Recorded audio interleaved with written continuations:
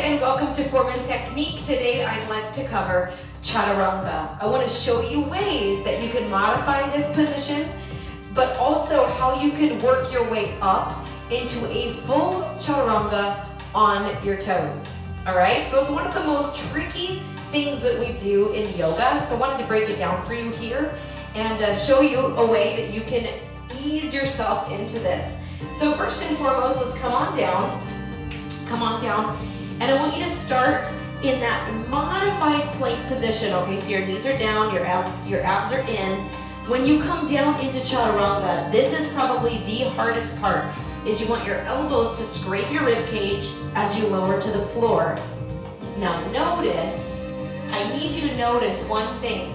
Chaturanga, your elbows go right by your sides, just like this. Notice how low my hands are. So if my hands are up here directly underneath my shoulders, then what's going to happen is you're going to put a lot of heavy load on those shoulders. So you're going to have to move those hands back a little bit, right in line with that rib cage. And what you don't want to happen is this. That's the most common mistake for Chaturanga. The Chaturanga is pretty much the first top half of your push-up, your tricep push-up. Is that crazy? It is a little bit wild. That's okay. We're going to get into it together. So, Chaturanga, you're going to bend your elbows, scrape your rib cage, lower down. Your chest does not touch the floor. And then usually you'll rise up into an up dog, in which, if you're advanced, you can lift those thighs right off of the ground. So how do you ease yourself into this position? Well, let me show you.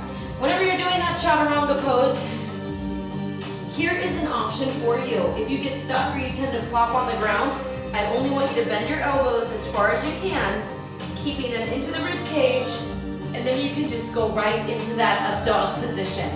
Got that? Now let's talk about up dog for a second. This to me puts a lot of pressure on my lower back, so I personally like to keep my knees on the mat, and then typically you'll press up into a down dog after that. But let's try that Chaturanga just a few more times.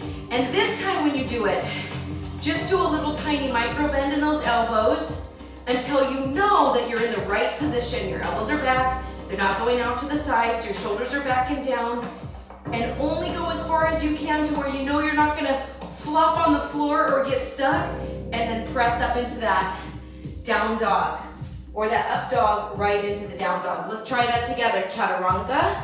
You bend at the elbows come straight back, scrape the rib cage, don't touch your belly to the mat, right into that up dog, tuck the toes under, right into down dog. That's typically the flow that you're going to see in a yoga class. So practice that, practice it. Make sure that you feel really strong and confident there, and then you can eventually make your way all the way down, but without flopping onto that tummy. Thank you so much for watching. I hope that helped.